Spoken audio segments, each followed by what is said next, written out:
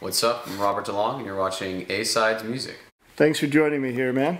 Try not to steal any bottles on the way out, all right? No problem.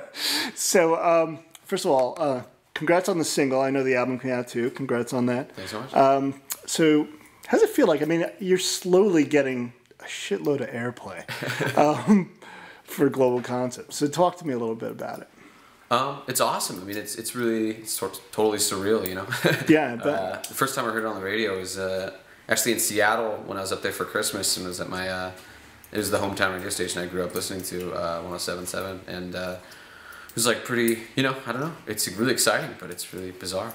How did it come about? I mean, you know, usually in these sessions that I do, you know, the performer will play the song, but I know that you have all this, you know, a lot of toys to play. Yeah. So, how'd that song particularly come about, and then just talk to me a little bit about the whole album and how it compares to the first single. Yeah, well, Global itself was Global Concepts. I wrote that like when I first moved to Echo Park.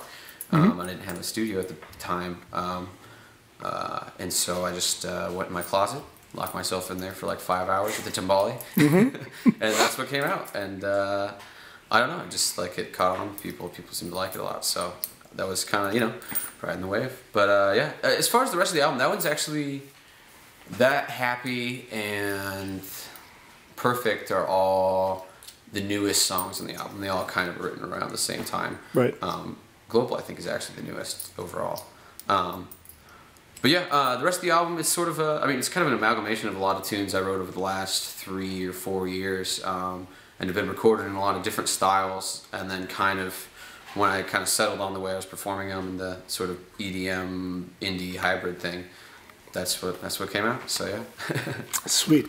And I mean, have you always been like a musical kid? Like, I mean, were you always just kind of messing around with stuff growing up? Absolutely, yeah. I mean, I grew up, you know, I was always digging around on the piano and guitar, and I've been writing songs as long as I can remember. But I was a drummer growing up, and my dad was a drummer, and that's kind of my primary thing, and that's what I studied for the most part. How did the song start out? Because I mean, obviously, I'm assuming it takes you a while to get to, like, you know, from point A to point B, right? Definitely. I mean, every song is different. You know, I mean, there's songs like "Few Years Make a Difference" where I wrote it pretty much all on guitar, and then went back and made it into what it is. Yeah. And, you know, a lot of songs are like that. I wrote on, you know, either piano or guitar initially, and then kind of went back in time and then, you know, reimagined them.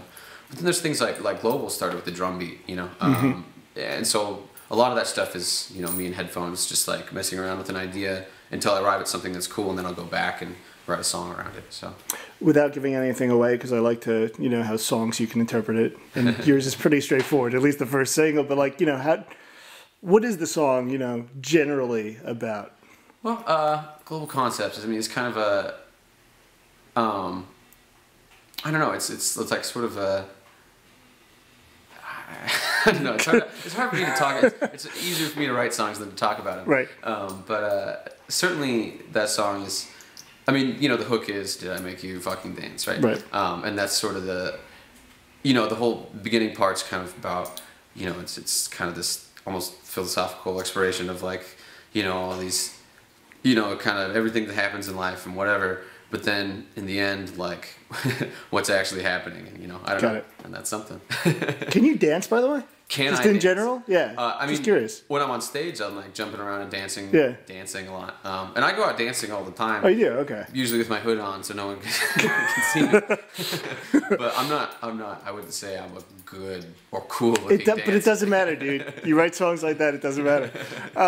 Just lastly, I know that you're probably doing some one-off shows, you know, here or there, but you're also playing Governor's Ball, which is like really got a sick lineup. So, oh, yeah. So aside from, you know, performing, which is cool, and, you know, the whole festival circuit and stuff, of all the acts there, I mean, is there anyone, you know, who jumps out? I mean, that one's actually one of my favorite lineups of all the festivals I'm playing. The next thing, I mean, it'll be super exciting just to be able to see, like, you know, like Kanye and stuff. You know, I mean, that's like, right. How many chances are I to do that? I don't know. I'm kind of blanking on.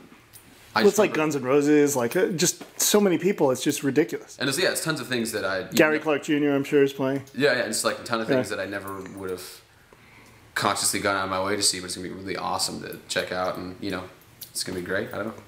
Good for you, dude. Thanks a lot. Next time, I hope to capture a performance on it. We'll try to work out. Like, I can't picture you for an unplugged session, but we'll figure it out.